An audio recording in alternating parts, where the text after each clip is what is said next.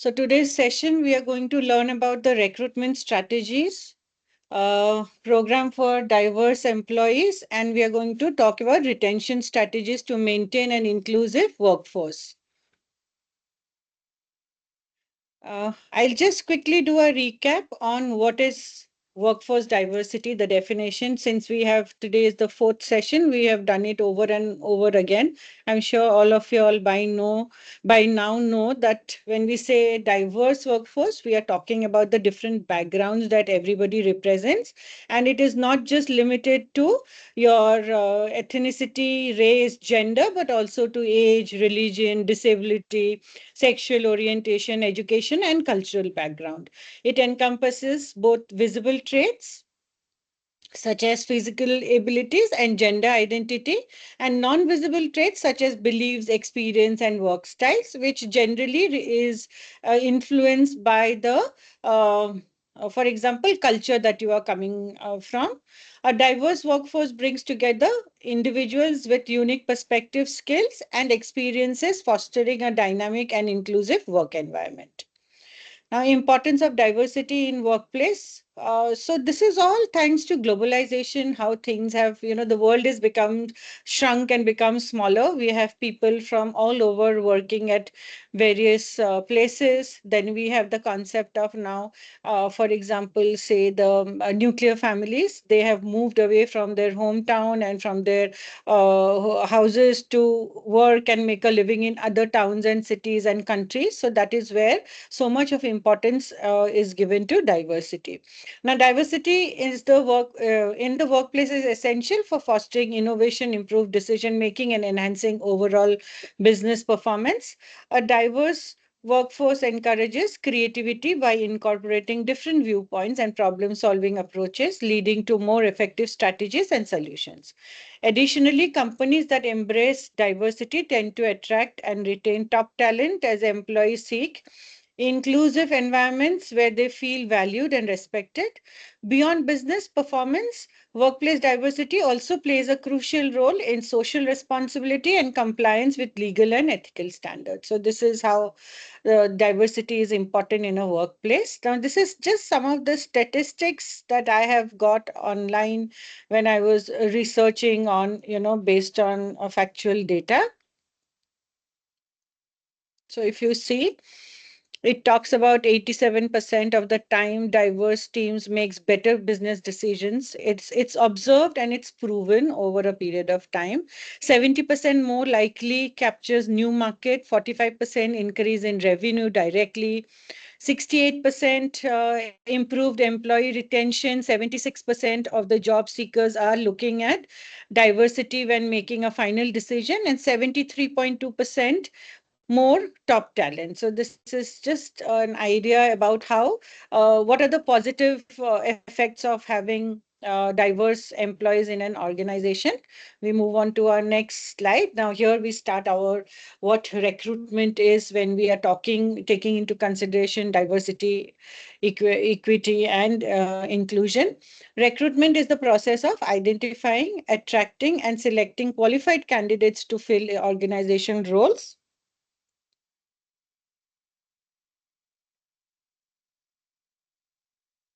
It involves various stages, including job analysis, sourcing potential candidates, there is a typo error, including job analysis, sourcing potential candidates, screening applications, conducting interviews, and ultimately hiring the most suitable individuals. Effect. So it's not something different, but of course, if you have a policy where you're talking about you are trying to improve the say gender equality in an organization, then your recruitment process has to be aligned with the same objective. So you have to take extra effort to see that you have an equal amount of men and women recruited. Effective recruitment strategies ensure that organizations acquire talent that aligns with the goals, culture, and long-term growth objectives. We move on. Now, importance of recruitment. Recruitment plays a crucial role in ensuring that organizations acquire the right talent to meet business objectives, drive innovation, and maintain a competitive edge. A well-structured recruitment process helps identify candidates with the necessary skills, experience, and cultural fit, leading to improved performance and employee retention. Additionally, recruitment is essential in fostering workplace diversity by attracting individuals from various backgrounds, perspectives, and experiences. A diverse workforce enhances creativity,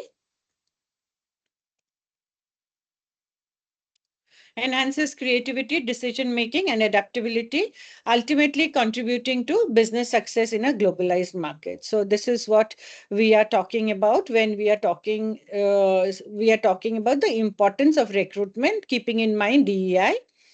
This is the hiring funnel, that is the stages through which it goes through: building your organization's brand awareness, attracting job seekers to open roles, providing more information about the job opportunity. Candidate applies to the specific role and concludes application process, evaluating potential candidates for screening and shortlisting, conducting interviews process to determine the ideal candidate, and making a formal job offer to the ideal candidate and offer acceptance. So if you see, it starts with awareness, then comes the attraction. Why do you need to attract? Because see, what happens when you've already made a name in the market, people will, whether they fit into the role or they don't, they will apply for the job. So that is where attraction comes in. Interest is, you will provide more information about the job opportunity. So once people, recruitment is the first step towards, recruiting, towards the whole process of hiring. So once recruitment, it's a positive step. Whereas when we go on to selection, what happens is that you're eliminating what is not required. There are many people who will apply, but they might not really fit into the role. They're applying because maybe the name of the company is good. It has a good image in the market. Maybe they want to try out a different role, etc. So they will apply. Then applying, candidates applies to the specific job roles and concludes application process. Then the evaluation process starts, the screening starts, and that's why selection, if you always study the difference between recruitment and selection, you will realize that selection is a negative process, because here the screening starts. And then you place the interview, who have been selected, you will connect with them and schedule interviews with them. And then comes the final step, which is the hiring process. Now, advantages of recruitment: increases organizational competitiveness. Hiring highly skilled and talented employees strengthens an organization's ability to innovate, adapt to market changes, and achieve strategic goals. Enhance workforce diversity.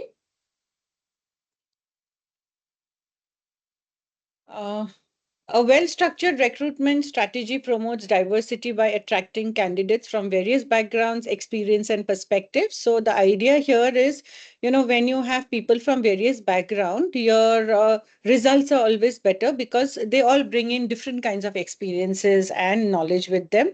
And hence it becomes, more robust. The decision-making process is faster. It leads to innovation at many times, etc.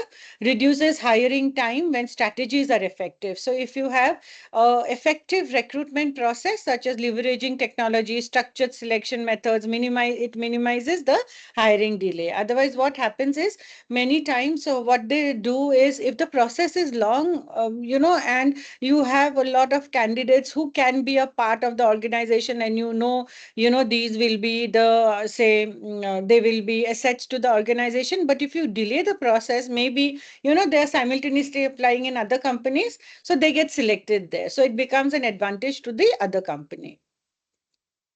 Disadvantage of recruitment can be costly and time consuming, because the process is a long process. It is not easy. You have to start with advertisement, which is, you're creating awareness, right, that there is an opportunity and you will be recruiting people for it. Then you have to connect with, if you are, say, recruitment agencies. Many times the company is a small company and they don't want to invest in, the whole process of recruitment. So the easiest way out is they give the contract to an outside body who are known, termed as recruitment agency. Background checks, very important. That is also generally given to specialists, because they know the exact way how to do background checks, how to review the certificates, whether they are original, whether the experience certificate is original, and also get into a process of a structured interview.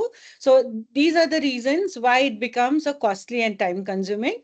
Risk of hiring bias, unconscious biases. This we talked about, right, in the last class also, that, though it might not be conscious, but due to common elements which are present, it can lead to some kind of unconscious biases. Poor recruitment strategies can lead to high turnover. Many a time, you are doing shortcut in recruitment. You're just saying, okay, we will look into it later. We'll, as of now, recruit some people. But the result might be many a times, if you have not put in the efforts, you've not cross-check, they might not be effective for the organization. So what is the result? That they are not fitting into job. So they might leave the organization, or then you'll have to tell them to leave the organization. So that's why it can lead to high turnover. This is a video on recruitment strategy. Meet Bob, a passionate recruiter and talent acquisition manager. As a face of the organization, he is driven to identify the best talent for his company. Bob actively supports different job requirements from his account executive team, who constantly get job requests from their trusted customers. Bob's goal is to find the most suitable talent with the best turnaround time. More placements he makes, more exciting is the reward. But here comes the challenge. Bob has to use multiple tools to identify and track the right talent, spending a lot of time on each requirement with no guarantee of success. Why is that? Well, Bob has to post requirements on one or more job boards, hoping job seekers look at it instantly, manually search through hundreds of profiles, using a keyword search on each and every profile, send emails to all his contacts, hoping for speedy responses, manually enter and track all activity around each job on his company's system, reach out to job seekers who may not respond, since they don't know who's reaching out. To top it off, he's also concerned that he might not get to the right job seeker in time before a competitor does. Or, even worse, finally getting good candidates just to find out the requirement is already filled by someone else, all of which can get very frustrating and extremely demotivating. Well, that's until now. Welcome to OnBlick, the first of its kind application that integrates a job board, activity tracking system, professional networking, and all communication tools into one single application. Your hiring and tracking process becomes completely automated.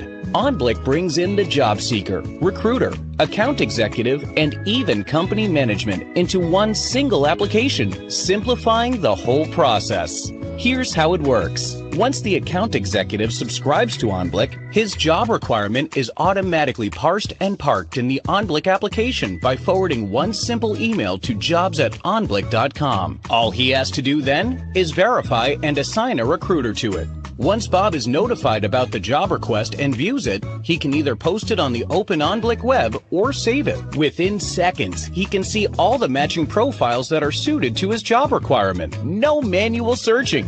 And all the viewed profiles are saved automatically on his OnBlick database. Identifying the right talent can literally drop down from hours to minutes, thanks to OnBlick. Bob can call, chat, or email job seekers within the application. And the best part is, the job seeker instantly knows who's calling and why. And so does Bob when he's contacted by job seekers. Bob can easily shortlist candidates that match his requirement the best and submit their profiles right within OnBlick to his account executives, who then can submit to customers right from the app too. Since all activity is instantly updated, both Bob and the job seeker get automatic updates, right from submission to interview and getting hired. Besides, OnBlick also keeps a daily log of Bob's activity, events, and communication with every contact. Now he can track his activity for up to a year, which means he can actually keep track of efforts versus reward and use the data to improve his own performance. Well, this is just the beginning. There's a lot more you could do with OnBlick, the smartest job board ever. What are you waiting for? Get OnBlick on your side today and ask for your free trial. Yes, so this is a tool which is available online. Meet Bob. And what it does is it just makes everything automated and easier for the recruitment process. But it is an expensive tool. Not all companies will have it.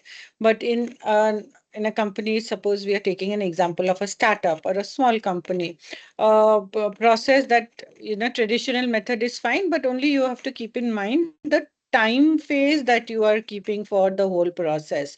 You have to maybe, shorten that so that it becomes easy to execute.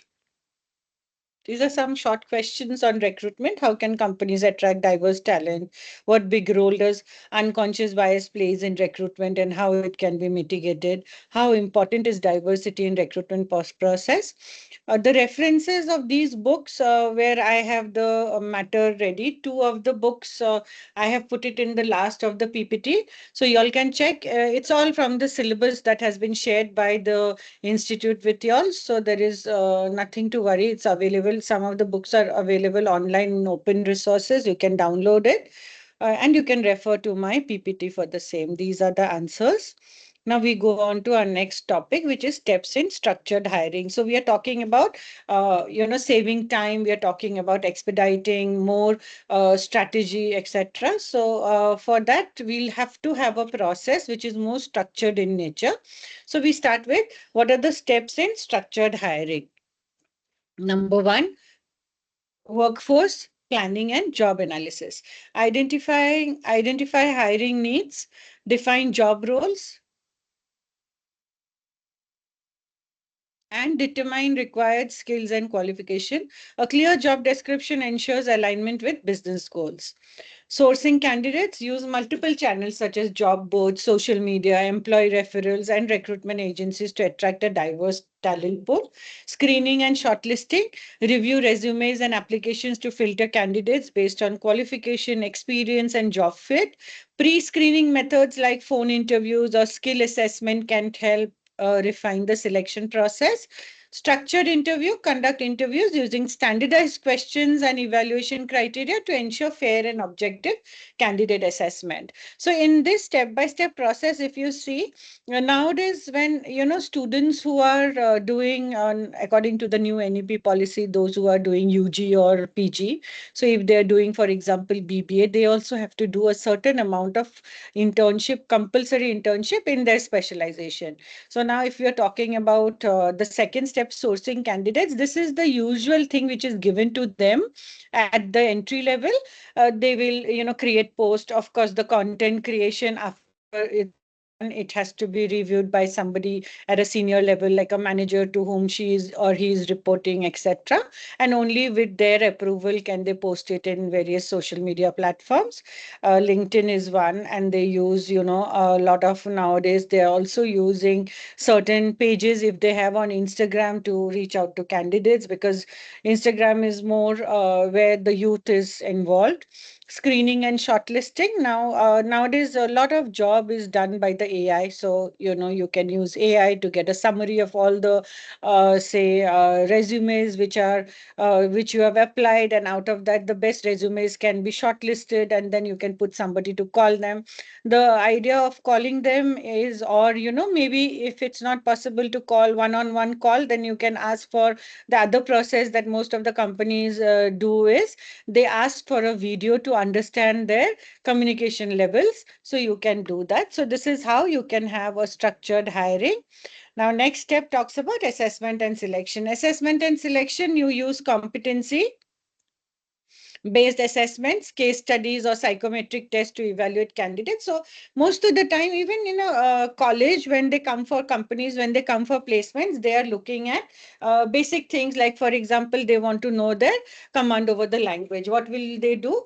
They will give them, maybe an essay to write. They will give them a situation and they will say, do a role play, etc. So that helps them in assessment and selection. Reference and background check, again, very important. Verify candidates' information. They will check if the candidate is staying in the same address given. They will also check for professional references. and conduct necessary background screening to ensure credibility and compliance with company policies. Job offer and negotiation, extend a formal job offer, discuss salary benefits and other employment terms, ensuring mutual agreement between the employer and the candidate. This is again very important negotiation, and that is generally kept to the last part, and the HR generally do that. Round is done by HR.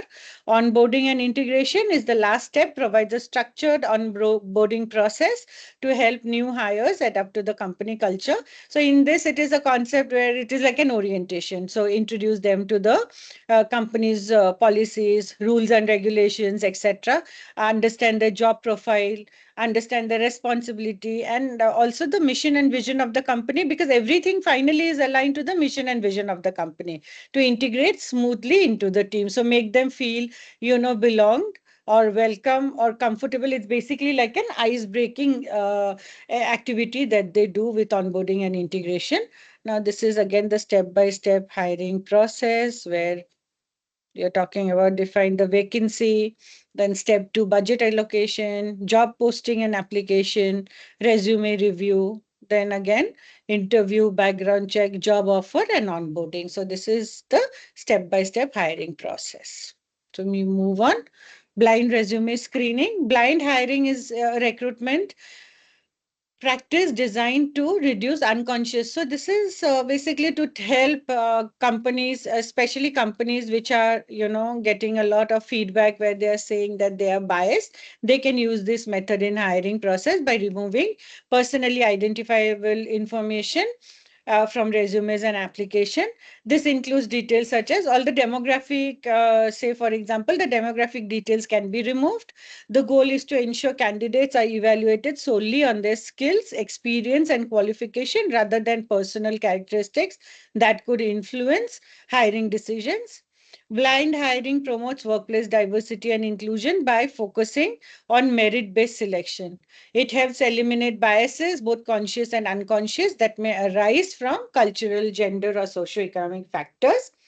Many organizations implement blind resume screening as part of their structured hiring process to create a fairer and more equitable recruitment system. So, as you see, this is the whole idea is to eliminate the concept of bias, unconscious bias, which might be there, and also it helps you to have a more structured hiring process.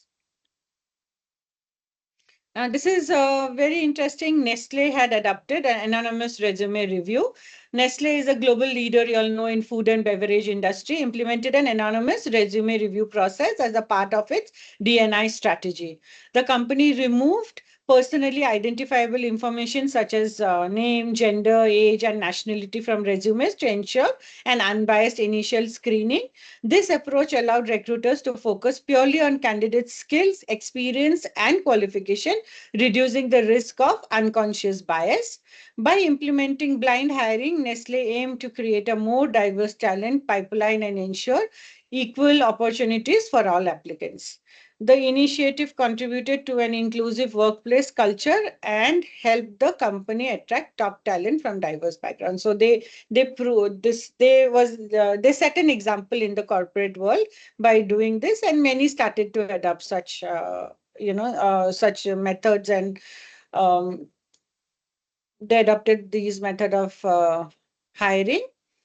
Now, diversity focused job portals. Diversity job portals are specialized job boards designed to connect employers with diverse talent pools, ensuring equal opportunities for underrepresented groups. So this is the idea of a diverse job portal, is that you will connect with people of like same background, or maybe if you're from different background, something the hiring practice is an example where the unconscious bias is removed. So diversity job boards are comprehensive job board that connects employers with diverse candidates, including women, minorities, veterans, LGBTQ plus individuals, and people with disabilities.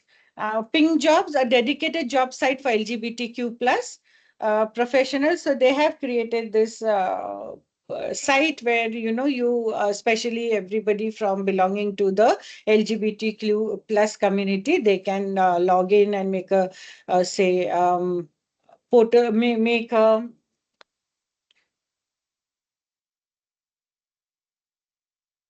yeah, they can make their profile in it and upload their details, so that those who are interested and want to hire from this community can go there and see people who are falling into the category, connect with them and tell them to come for the interview. Ability Jobs, a disability focused job portal that connects job seekers with disabilities to employers committed to accessibility and inclusion. So this is good, because in this what is happening is the focus is there and you want to be hiring from these backgrounds, and it's just easy for you to identify and hire them. So this is what diversity focused job portals are. Now, this is another case study on Intel's diversity hiring through niche portal. Now, they have adopted this. Earlier, we saw Nestle ka case study, which talked about another aspect. And here we are talking about how they have connected with the job portals, focused job portals, and have hired people. Now, we all know Intel is a global technology company which has been committed to increasing workforce diversity and inclusion. As part of its strategy, Intel actively partners with niche job portals to attract diverse talent.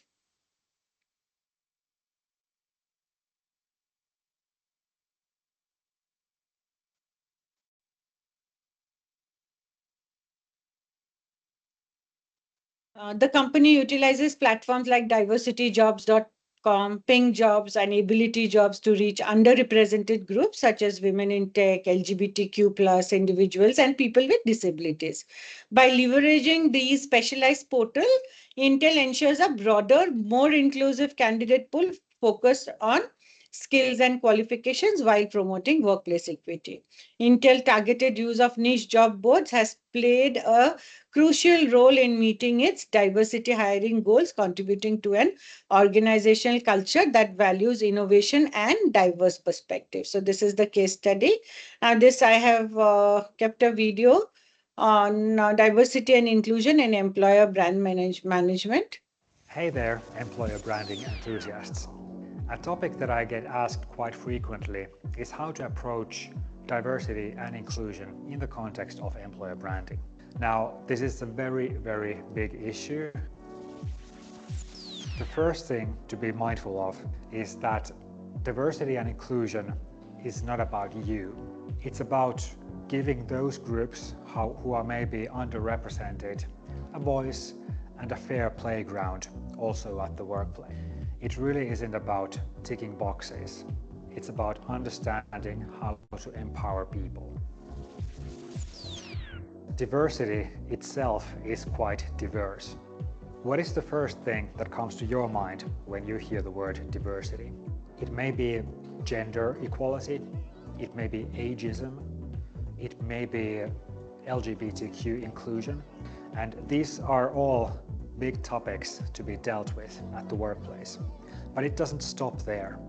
When we talk about diversity, we don't always understand all the aspects of it. And you should probably start by mapping out what different dimensions there are in terms of D&I work in your company. Big topic in Finland today is the language requirements for workers. Is it really so that being fluent in Finnish is required in every single task that you can do in Finnish working life? I think not. So, what does this have to do with the employer brand? If you ask me, the best way to be seen that way is to be that way. Is your workplace really a place where people can be who they are and feel included despite the differences? We all have layers in our identities, and being part of a minority may be just one layer.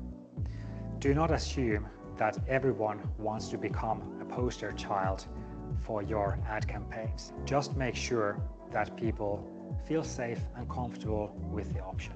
That was a small fraction of all the D&I topics I've been thinking about lately. Thank you and have a good day. So, a lot of data is available, a lot of case studies, examples from the corporate world is available, just to give an insight. And maybe, basically it's creating an awareness, and with that awareness what can happen is that others also will adopt the same policies, same rules, etc. So that's the whole idea. So inclusive, what do we mean by inclusive job description? So let's go through that. When we say inclusive job descriptions, the word used in job description plays a significant role in shaping the applicant pool. So the attraction that you're going to, or attract the employees that you're going to do, will all depend on what you're writing, the language, and how it is constructed. Because looking at that, you're going to apply. So if it is not welcoming, then you will not get people from diverse background, because you have to make them feel comfortable to be able to apply. Gender neutral language, avoid using gender pronouns like he or she, and using neutral pronouns, neutral terms such as they, or simply the job title, example the candidate instead of the man, helps prevent unconscious bias and encourages applicants of all genders to apply. So next time when you're looking at an advertisement, I make sure you are identifying these and see these are there or not there, or what kind of language are they using. So you can maybe do a homework in the sense, go to various job portals and see whether their advertisements are gender neutral or no. Inclusive terminology, using inclusive terms that embraces all cultural, racial, and ethnic backgrounds is vital.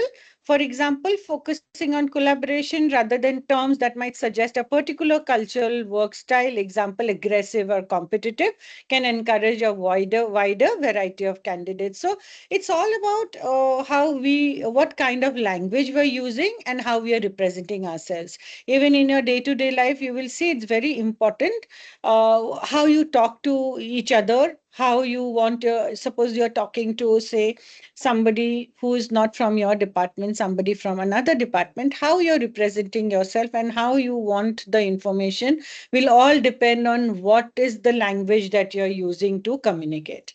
Avoiding bias and stereotypes, words like rockstar, ninja, or aggressive can often carry unintended biases or signal a certain type of candidates, usually young or male.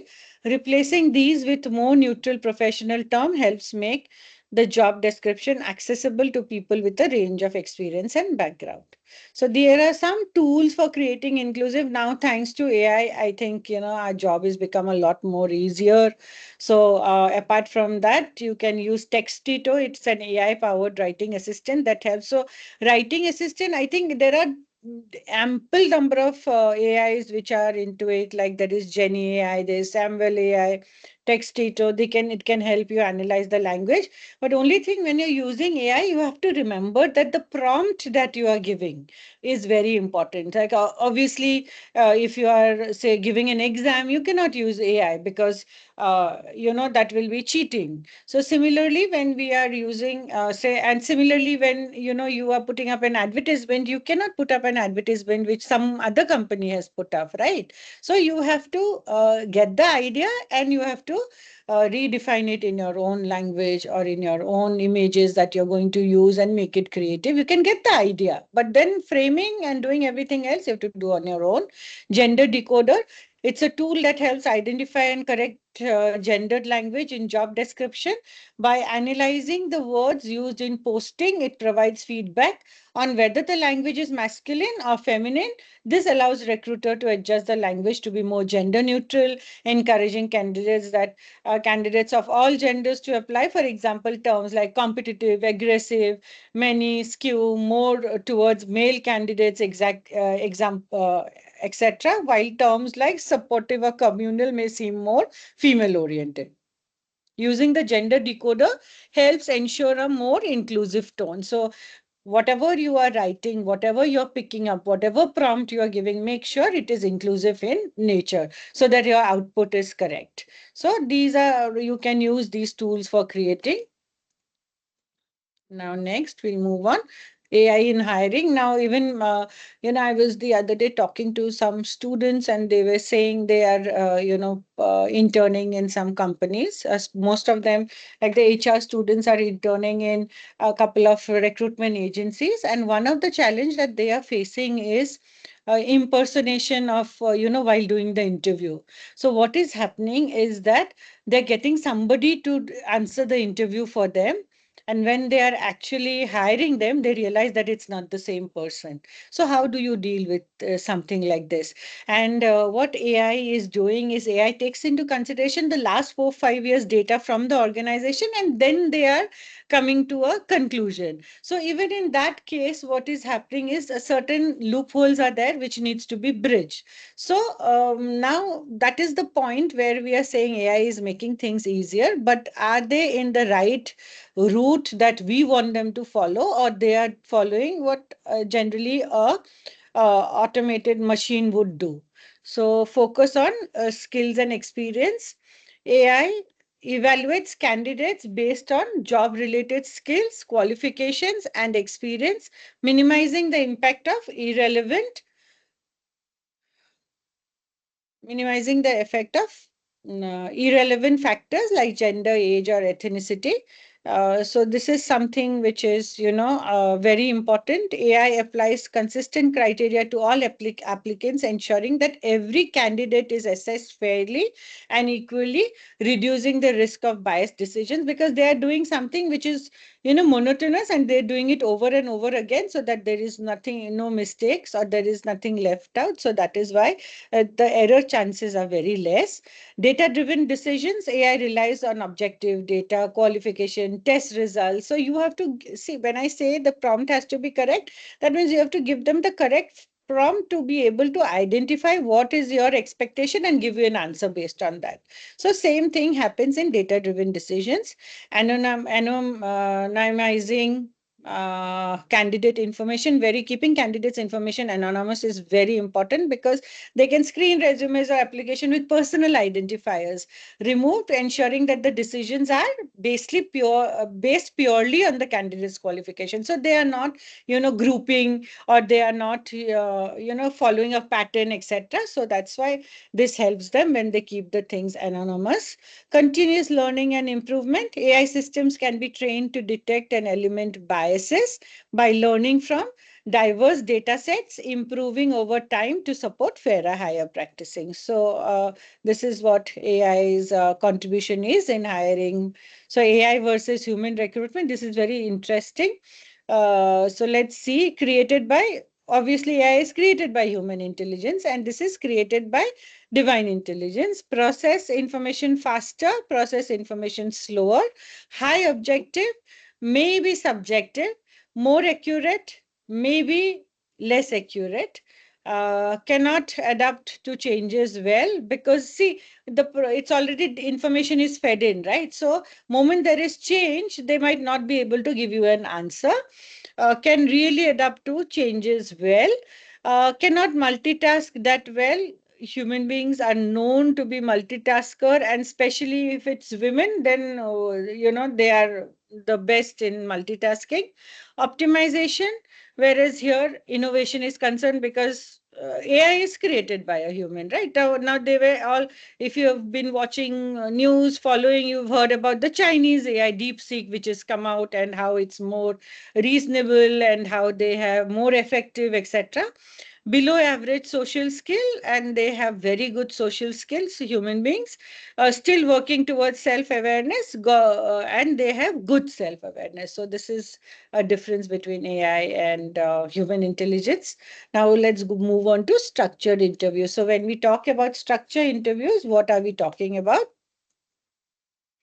Standardized questions ensure fairness by ensuring the same questions for every candidate. Structured interview. So if the information that you want out of the employees are structured, means everybody you're asking the same question, it's easier to evaluate, right? So that is why if you have a standardized questionnaire, that will ensure that you have assessed everybody in the right way, and you have assessed everybody equally. There is no bias, no, there is no, say, scope of any kind of bias. And interviews ask, what happens is that many times when a human being, say, or somebody who is known to the candidate is asking question, might change the question to something different, depending on the situation. So that should not happen. So that's why a standardized questionnaire is important.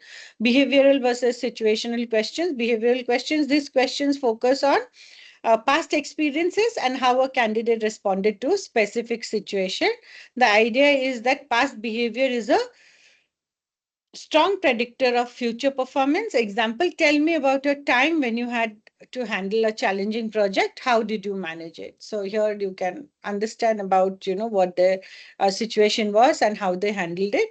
Now, so we will be able to assess the behavioral aspect in that particular situation. For example, maybe there is this person who gets angry easily. So how did he or she handle that situation? And in a situation question, you will understand their approach. So here they have given an hypothetical situation that they assess problem solving and decision making abilities. Example, how would you approach a project with tight deadlines and conflicting priorities? Now we have diversity hiring metrics.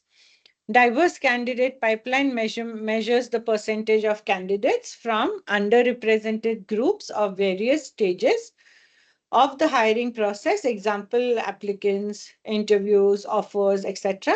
It indicates how well diversity is being integrated into a recruitment strategy. Diversity of hired candidates tracks the percentage of hire from diverse background, example, race, gender, age, disability.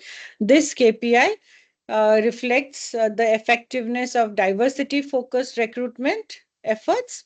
Retention rate of diverse hires measures how long employees from diverse backgrounds stay with the company. High retention rates indicates successful integration and a supportive, inclusive work environment.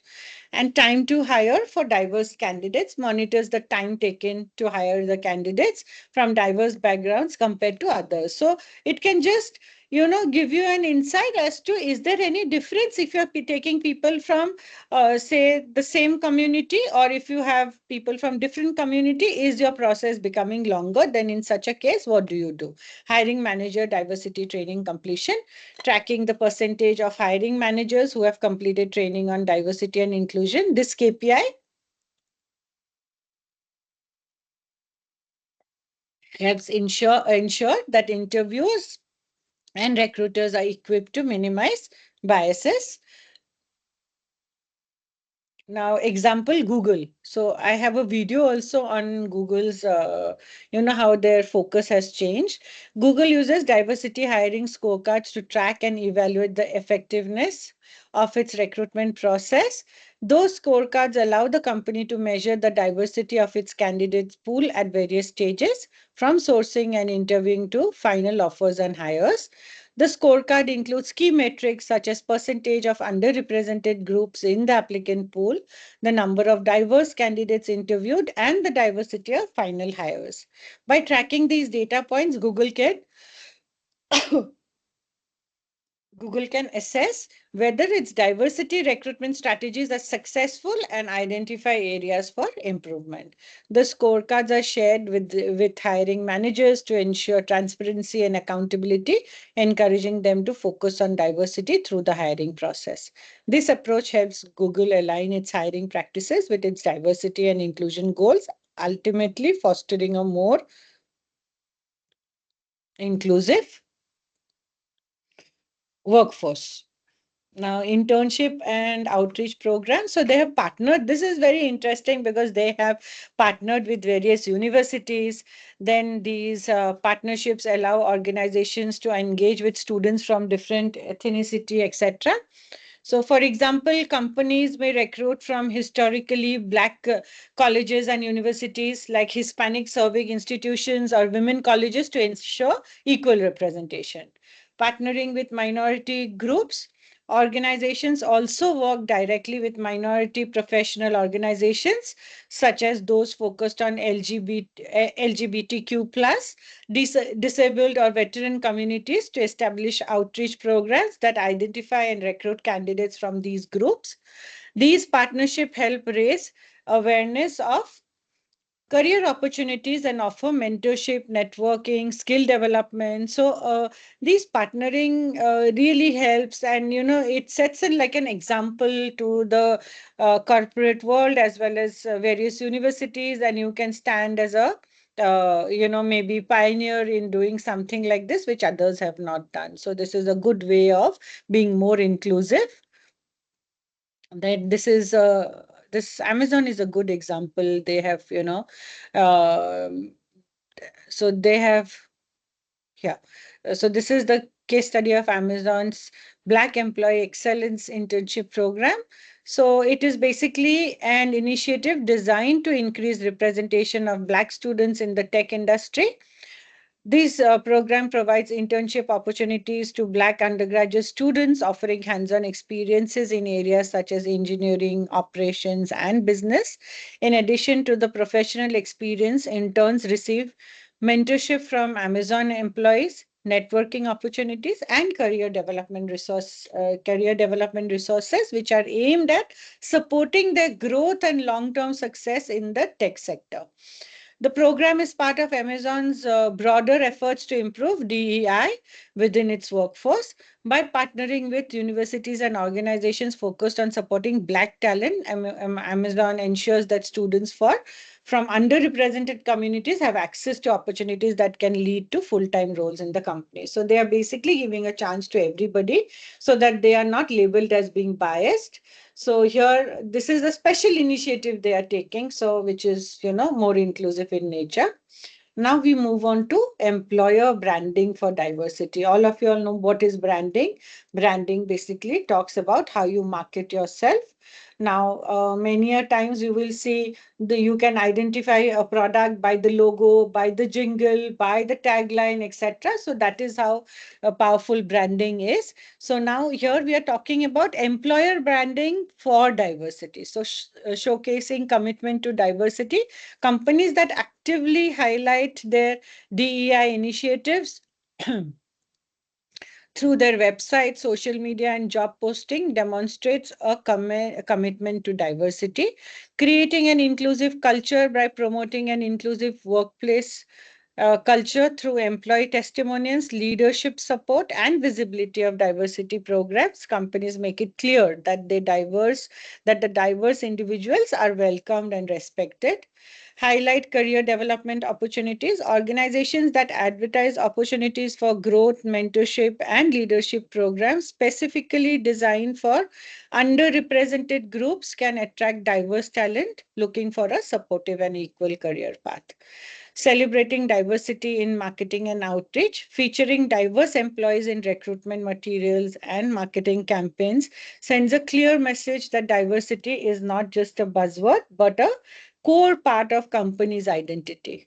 Transparency on DEI metrics and goals. Companies that publicly share their diversity hiring goals, progress, and metrics demonstrates accountability. So they not only are creating an awareness, doing their part, but they are also taking responsibility for the same. Now, this was a campaign which Microsoft ran. It's called Come As You Are campaign. So it became very famous, and it's a prime example of how employer branding can attract diverse talent.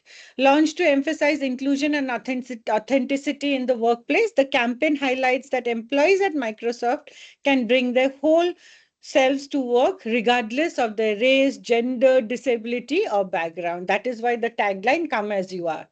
The campaign features diverse employees sharing their personal stories, struggles, and triumphs, showcasing the company's commitment to diversity and inclusion.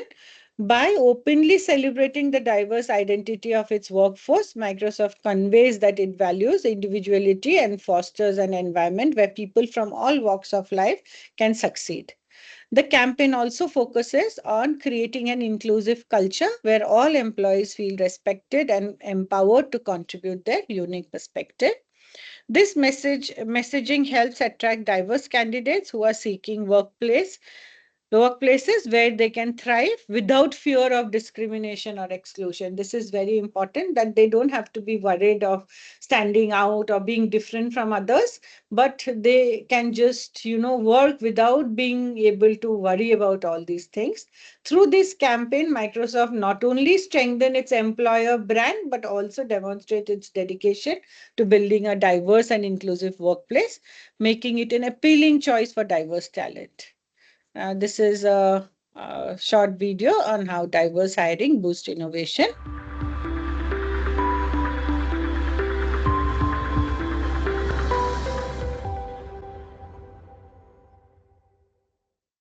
Hi, in today's bite, I'll give you a top 5 reasons why diversity hiring matters and why you should consider implementing it within your organization. Here it goes. Diversity hiring is about much more than ticking boxes. Rather than simply creating, for instance, the perfect male-female ratio, there's a strong business rationale behind diversity hiring. Let's start with some cold hard facts about diversity.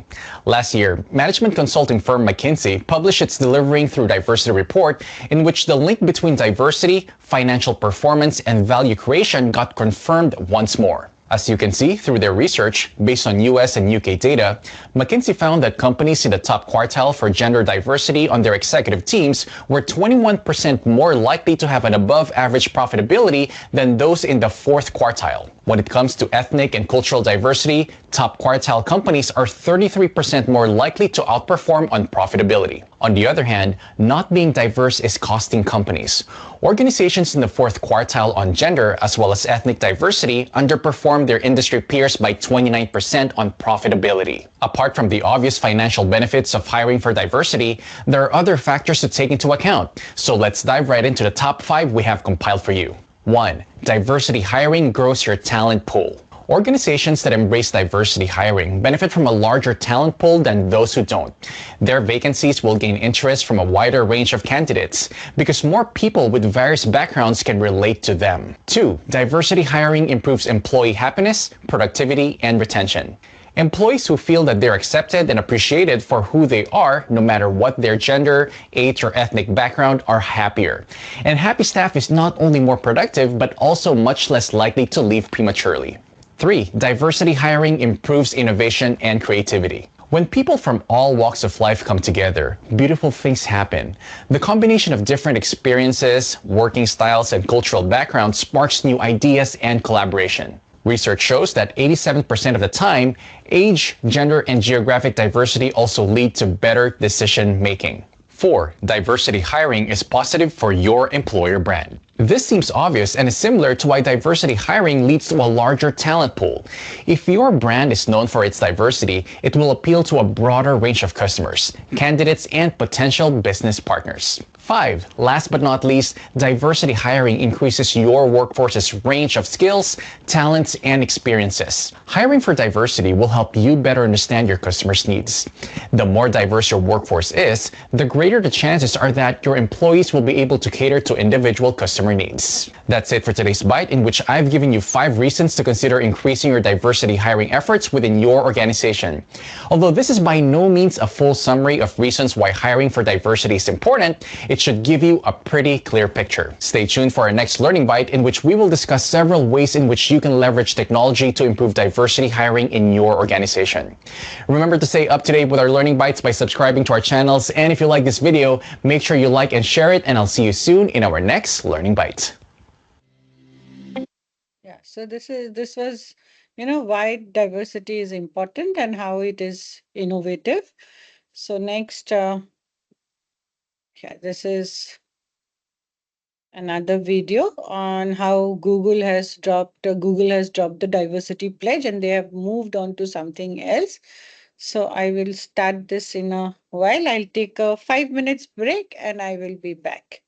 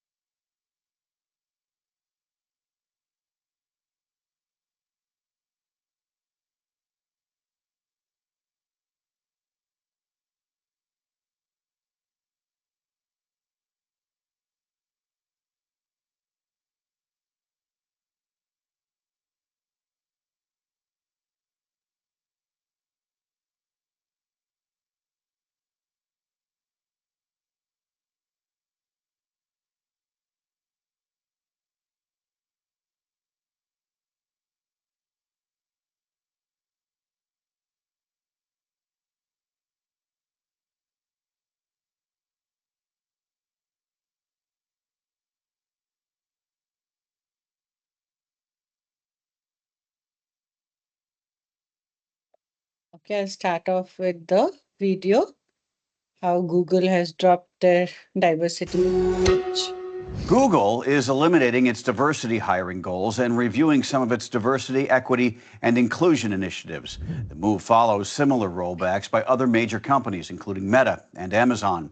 The company set aspirational hiring targets in 2020 to increase leadership representation from underrepresented groups. But in an internal memo this week, Google's chief people officer told employees, quote, "In the future, we will no longer have aspirational goals," end quote.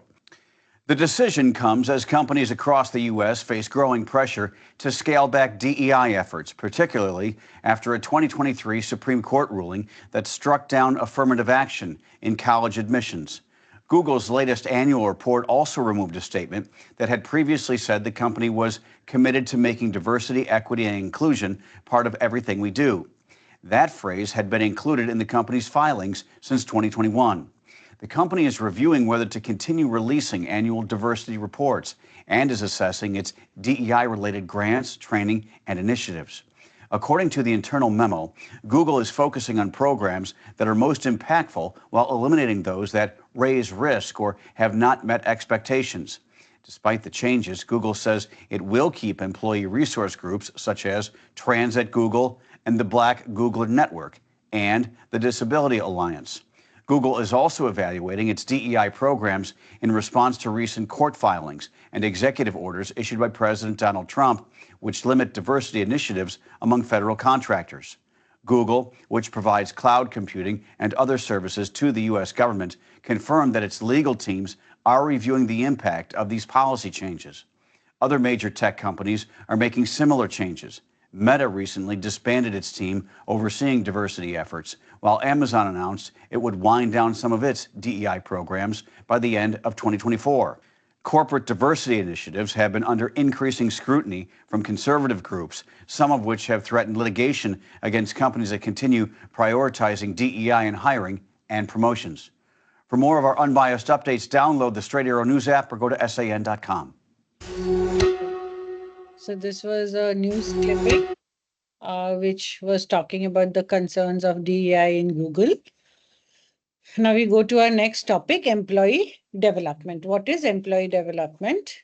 Now, employee development is the ongoing process through which an organization helps its employees enhance their skills, knowledge, and ability to foster professional growth.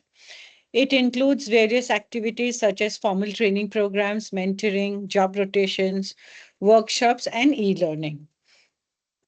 The goal is to prepare employees for higher responsibilities, improve their performance, and support their long-term career progression. Importance helps retain. So why is it important? What does it do? Firstly, it helps retain top talent, improves productivity, supports career progression.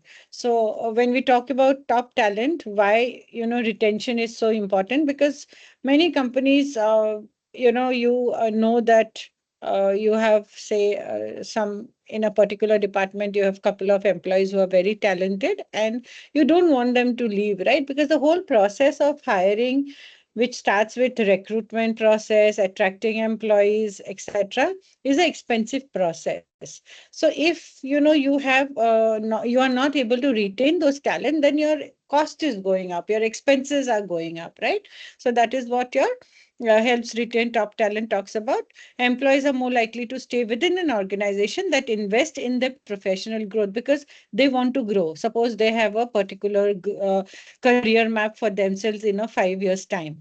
Many organizations are generally plan the career graph for individual employees, and that helps them being more connected to the organization, loyal to the organization, and it also gives them the motivation to work and perform better. Supports career progression. Employee development enables individual to acquire the skills and experience needed to advance in their careers. This creates a clear path for growth within the organization, boosting morale and fostering loyalty. Now, this is employee growth journey: recruit and hire, onboard, engage, develop, progress, exit. So develop in the process from engagement to exit, there is developing, there is progression. And if that is not happening and you're not happy, then he will, of course, try to leave and move on to another organization. Advantages of employee development: boost employee engagement and retention. When employees sees opportunities for personal and professional growth, they feel more engaged and valued, which leads to higher job satisfaction and reduces turnover. Encourages skill enhancement and innovation. Employee development encourages continuous learning and skill building, which not only keeps employees up to date with industry trends, but also fosters creativity and innovation at workplace. Strengthens organization performance. Strengthens organization performance. A well developed workforce is more efficient, effective, and adaptable.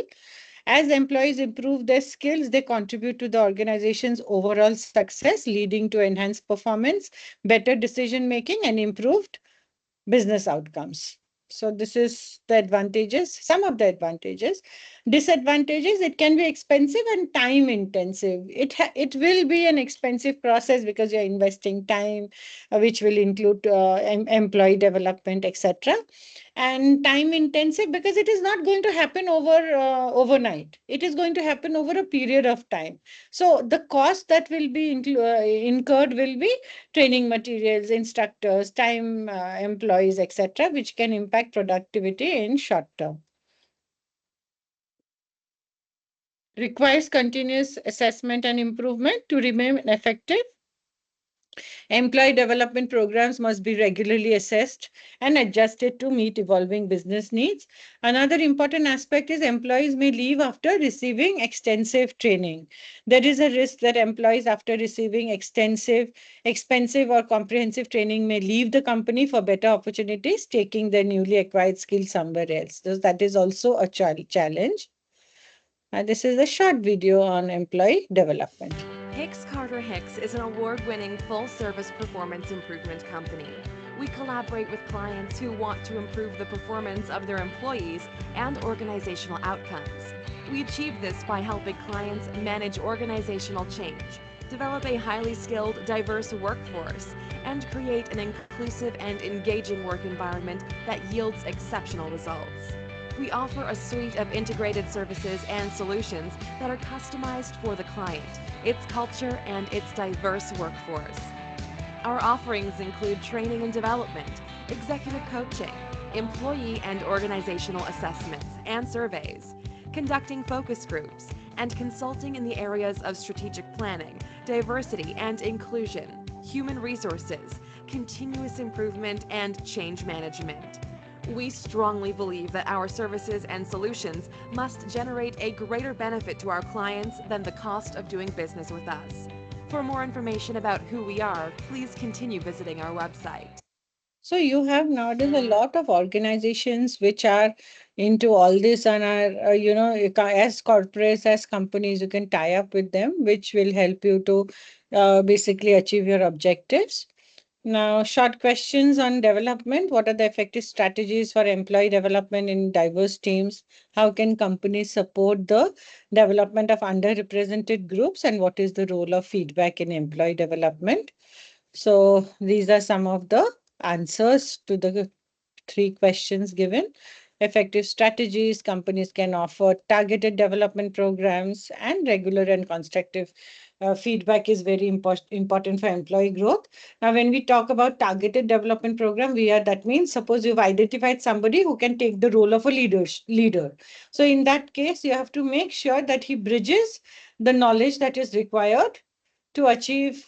For example, you identify that he can be a good leader, but maybe he has some areas where he can improve himself. Communication can be one. So you make sure he is given that trainings in those areas so that he can achieve. So now is inclusive training program. So how do you make, how do you make training programs inclusive? So first is customizing content for diverse learning styles. Tailor training content to accommodate various learning preferences: visual, auditory, kinesthetic, ensuring all employees can engage effectively with the material. Second is incorporating cultural sensitivity. Ensure training programs are culturally inclusive by addressing diverse backgrounds, experiences, and perspective. So, what happens when you're incorporating cultural sensitivity? You're just making everyone feel engaged and belonged. So, when that belongingness comes, they are more motivated. So, hence, it's important. Providing accessible learning formats. Example, online courses, in-person workshop, and interactive tools. Flexible learning path allow employees to choose learning paths based on their career goals and personal interest, fostering greater inclusivity and engagement in their professional development. Regular feedback and adaptation, again, continuously collect feedback from diverse employees to refine and adapt training programs. So look at personalized learning. So here, one-on-one teacher and student interaction, rich self-paced curriculum, around the clock, anywhere, anytime access, technology that enriches the learning experiences, learning environment that adapts to student needs, etc. Now, mentorship versus sponsorship.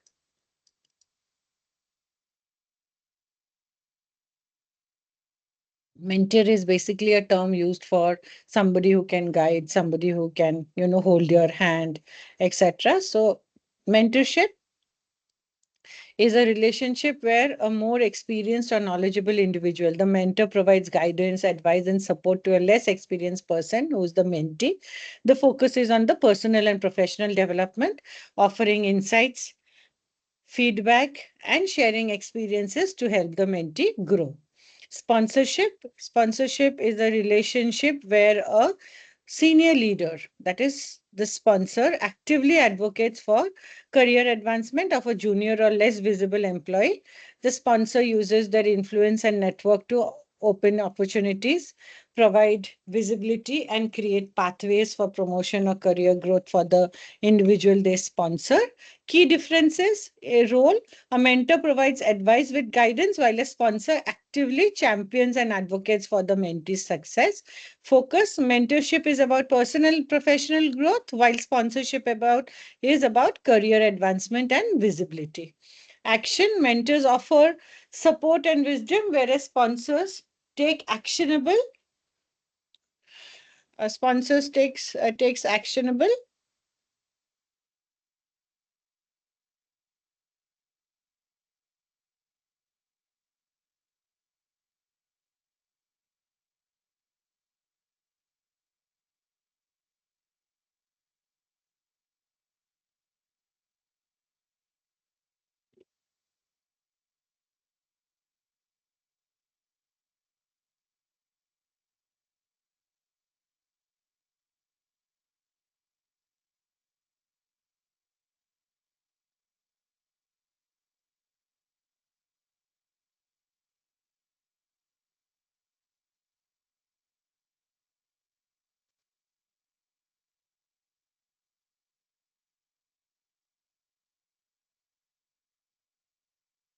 Okay, so the goal is to address the gender imbalance. Oh, just a moment, sorry. Yeah, yeah. While sponsorship is about career advancement and visibility, action mentors often offer support and wisdom, whereas sponsors takes actionable steps to promote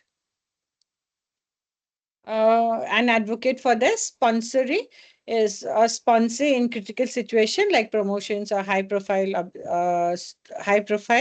projects, etc. Visibility: mentorship is typically behind the scenes, while sponsorship involves putting the sponsor in the spotlight.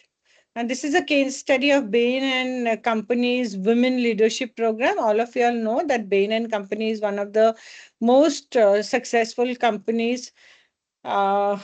So what did they do? Bain and Company's Women's Leadership Program is an initiative designed to support and advance women within the firm.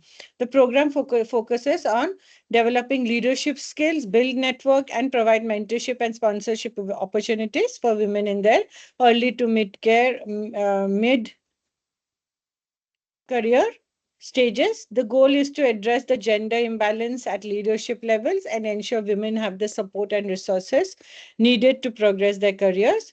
The program offers a combination of training, mentorship, and sponsorship opportunities, which senior leaders within Bain actively involves as mentors and sponsors. Participants receive guidance on navigating career challenges, enhancing their leadership capabilities, and gaining visibility within the firm.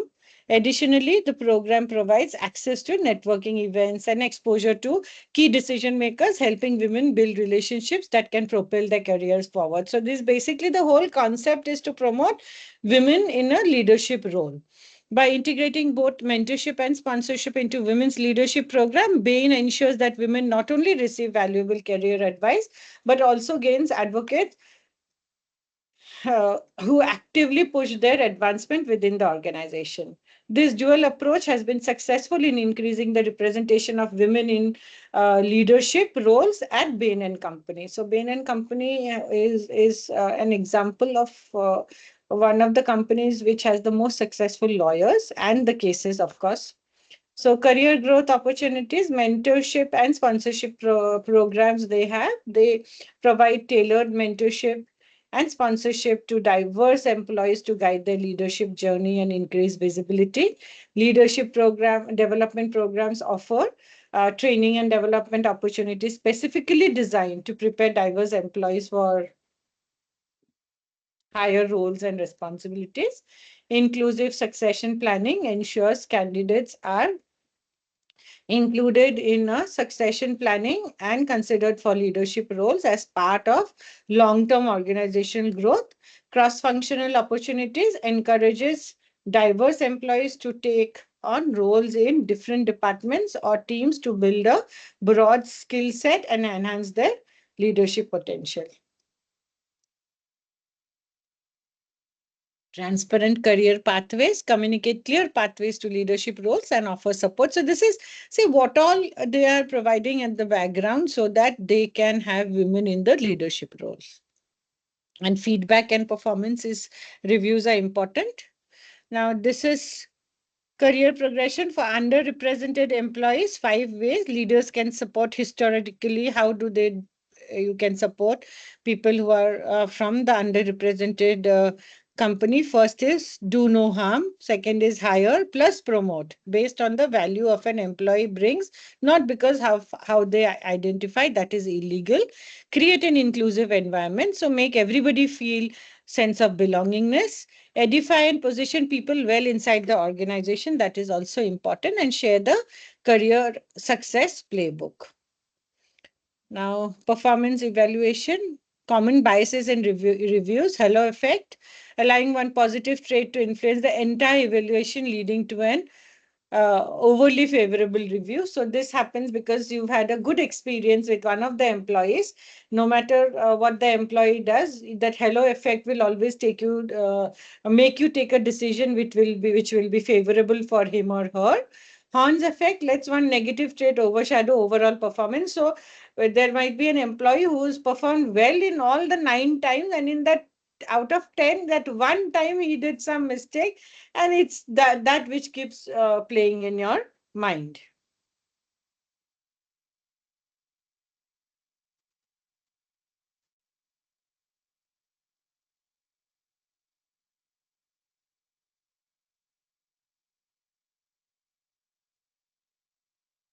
Then we have recency bias, focusing on the recent events rather than evaluating performance over the entire review period. Affinity bias, favoring employees with similar backgrounds, experiences, personalities. Gender and racial bias, unconscious stereotypes affecting assessments of competence, leadership, ability, or communication style. Leniency or strictness bias, being consistently too lenient or too strict in evaluation. And contrast bias, comparing employees against each other. This comparison is something which is very common and it causes a lot of issues, and that also can result into a biased decision. Now, how do you ensure that there is fair evaluation? So first is use structured and objective criteria. Standardized evaluation criteria based on measurable goals and competencies rather than subjective opinions. Second is implement 360-degree feedback. This is the most common way to, do performance appraisal. Conduct bias awareness training. So make sure that you keep conducting these trainings so that the people who are involved in the process are aware and they will not be biased. Anonymize evaluations where possible. Remove identifiable information. Calibrate performance ratings, whole calibration session where multiple leaders discuss and align performance ratings to ensure fairness. Then we have encouraging self-assessment, allow employees to reflect on their own performance, providing additional insight to their contribution and challenges, monitor trends in performance data. So regularly and analyze evaluation trends across different demographic groups to identify and address bias in ratings. Now, retention, our last topic for the day today. What is retention? Retention refers to an organization's ability to keep employees over time by implementing engagement, motivation, and career development strategies. High retention rates indicates a stable and satisfied workforce, while low retention may signal issues like poor job satisfaction or inadequate growth opportunities. Now, in many organizations, another important aspect that results into high attrition rate is stagnation. Means there is no growth, whether you look at horizontally or vertically, then it becomes a challenge for employees to stick over. Importance, it reduces turnover cost. Very important that when we are talking about retention management, one of the reasons is that we need to control the turnover cost. Now, this can be controlled only when, because see, we have already invested in recruiting process, hiring and training process.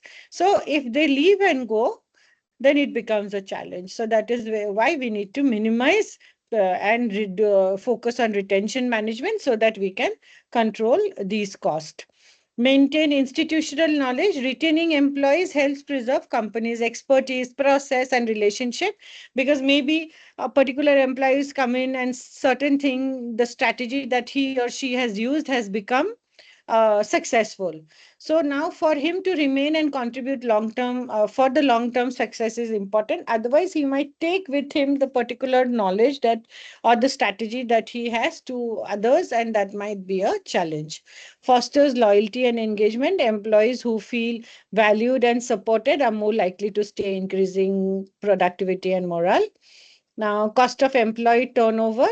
The total cost of losing an employee can total, see how much, 160% to 250% of his or her salary. So that is the kind of loss corporates get into.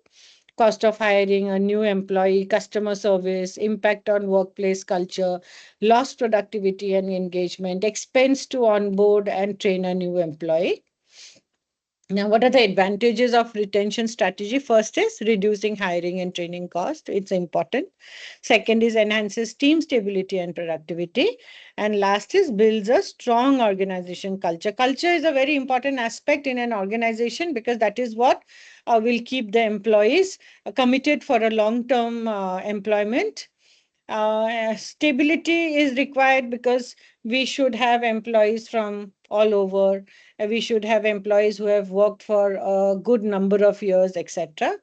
Disadvantage can require high investments in benefits and engagement programs. So, you have to often involve offering competitive salaries, benefits, and professional development opportunities, which can be expensive.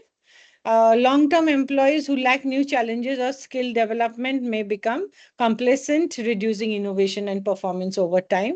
Needs constant review and adaptation. Employees' expectation and workplace trends evolve, requiring organizations to continuously reassess and improve their retention strategies to remain. These are some questions on retention. These are the answers. So basic questions, how can organization improve retention on diverse employees? What is the impact? See, we are not talking about retention, recruitment in general terms, but we're talking in case of diversity. What is the impact of flexible work arrangements on retention? How can companies address the issue of burnout in diverse teams? So this is, now we go on to inclusive workplace culture promotes open communication, very important. Now see, encourage ERG. We have done this in the last session where we talked about how employee resource groups can be the advertiser or can be the promoters for DEI. Recognize and celebrate diversity, acknowledge cultural holidays, heritage months, diverse contribution, or at least give them the option to be able to take it, whether it belongs to everybody or no. Ensure leadership commitment, very important. Leaders should actively promote inclusion, provide equal growth opportunities. Do not, no matter what background they are coming from, I do not, identify them as people from diverse background. That itself is a basically you're making sure that they are not included. Implement inclusive policies. So policies, DI policies are very common, and people are working very hard. So this is a case study of Salesforce equality culture. Salesforce has built a strong reputation for fostering an inclusive workplace through its equality culture initiative, which focuses on creating a diverse and equitable environment where an employee feels a sense of belongingness. The company has implemented ERGs such as Bold Force Black employees, Outforce LGBTQ plus employees, and Women Network to support underrepresented groups. Salesforce also champions equal pay by conducting annual pay audits. Leadership plays a key role because if the leaders are not going to set an example, other employees will not take it up. Additionally, the company also invest in continuous unconscious bias training. Through these efforts, Salesforce has established itself in leader in workplace equality. Now, how do you address microaggression and discrimination? Microaggression is, see, there are various rules, regulations, and law which is in place in organization. Like there is the Equal Remuneration Act, there is a Minimum Wages Act, which has defined certain rules and regulations which all organizations has to follow. So, to address microaggression, organizations should foster awareness through training programs, encouraging employees to recognize and challenge biases. Open communication and a safe reporting system allows affected individuals to voice concerns. Manager plays a critical role by modeling inclusive behavior and addressing incidents. Creating a culture of respect and accountability ensures a more inclusive and equitable workplace. Now, BNB's anti-discrimination policy is a very good example. They implemented a comprehensive anti-discrimination policy to promote inclusivity and prevent bias on its platform. In 2016, the company introduced the community commitment policy. Additionally, Airbnb launched the open door policy, ensuring the guests who face discrimination while booking are provided alternative accommodations. The company also made efforts to reduce bias in host decisions by removing guest profile photos during the booking process until after a reservation is confirmed. By integrating these policies and continuously working to combat discrimination, Airbnb sets a strong example of fostering diversity and inclusion in a global marketplace. Now, compensation and benefits for diverse employees. Ensure fair compensation. The package cannot be different. It has to be based on the education, the work experience, etc. Equal pay audits helps organization identify and address wage disparities based on gender, race, or other factors. Regular audits also keeps everything transparent, especially the pay structure, and corrective adjustments promotes equity and trust within the workplace. Additionally, offerings benefits that accommodate all family structures such as parental leave for caregivers, adoptions and surrogacy support, and healthcare coverage for same-sex partners creates an inclusive environment that values diverse employee needs. By prioritizing equitable pay and inclusive benefits, companies can enhance employee satisfaction, retention, and overall workplace diversity. So Airbnb has a good example that everybody can follow. Now, leadership accountability. Leadership is very important aspect in that whole vertical, because if the leaders can enforce say inclusivity, then it's very easy for the employees, to adopt from the organization. Executives play a critical role in driving diversity, retention, by fostering an inclusive workplace. Leadership accountability starts with setting clear diversity, equity and inclusion goals. Executives must actively sponsor and mentor diverse talent. Creating safe space for dialogue means where they don't have to think twice. They can go and share their thoughts, ideas, and their concerns.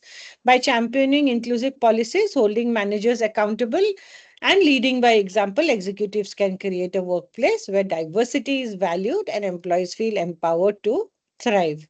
Example, Johnson and Johnson's diversity scorecard uses a DEI scorecard, holds executive accountable for driving uh, diversity, retention, and fostering an inclusive workplace. The data-driven tool tracks key metrics such as workforce representation, leadership diversity, promotion rates, and employee engagement across different demographics. The scorecard is tied to executive compensation and ensuring that the leaders prioritize DEI goals. Additionally, J&J uses the scorecard to identify gaps, implement targeted development programs for underrepresented groups, and measure the effectiveness. By embedding DEI accountability into leadership, J&J strengthens its commitment to building a diverse and inclusive workforce. So this is how hiring metrics that they are talking about, they are able to be successful. And this is a video on retention.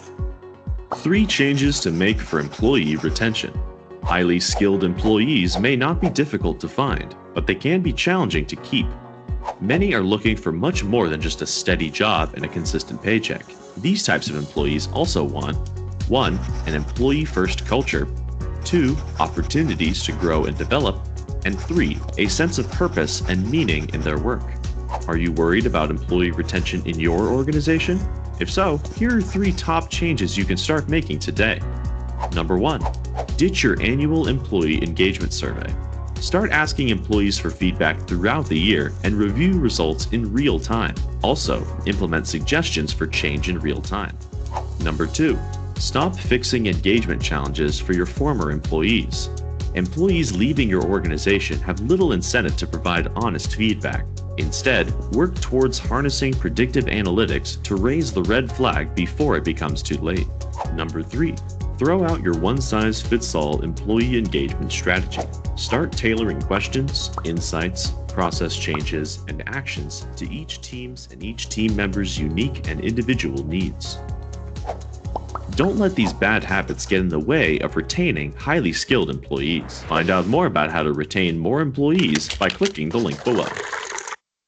So just simple things to do. Some group activity, you can design retention strategy, teams develop strategy. So divide into groups, since they are not online, we'll not do. So just an overview of what we did: recruitment, we talked about development, and we talked about retention. So these are our key takeaways for the session. And these are the books that I was talking about that I have referred. So you can refer to the same. That's all for today. We can end the session here.